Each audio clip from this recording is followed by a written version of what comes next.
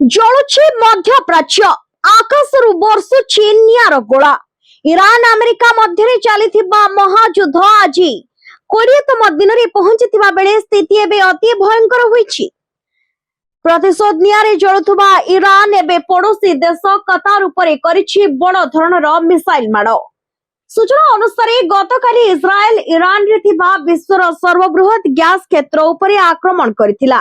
ଏହାର କଡା ଜବାବ ଦେବାକୁ ଯାଇ ଇରାନ ଏବେ କତାରର ପାୱାର ଷ୍ଟେସନ ଏବଂ ତୈଳ କ୍ଷେତ୍ରକୁ ଟାର୍ଗେଟ କରିଛି।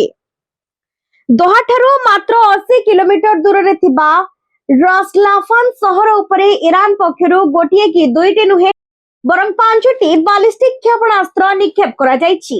ଏହି ଆକ୍ରମଣରେ କତାରରେ ଥିବା ବିଶ୍ୱର ଦ୍ୱିତୀୟ ବୃହତ୍ତମ ଏଲଏନଜି ପ୍ଲାଣ୍ଟ ଗୁରୁତର ଭାବେ କ୍ଷତିଗ୍ରସ୍ତ ହୋଇଛି। ନିଆଁକୁ ଆୟତ୍ତ କରିବା ପାଇଁ ଘଟଣାସ୍ଥଳରେ ତୁରନ୍ତ ଜରୁରୀକାଳୀନ ଟିମ୍ ନିୟୋଜିତ ହୋଇଛନ୍ତି। ଇରାନର ଏହି ବଦଲା ଏବେ ସାରା ବିଶ୍ୱର ଶକ୍ତି ବଜାରରେ ହଲଚଲ ସୃଷ୍ଟି କରିଛି। ଏହି ଆକ୍ରମଣ ପରେ କତାର ମଧ୍ୟ ଚୁପ୍ ବସିନାହିଁ।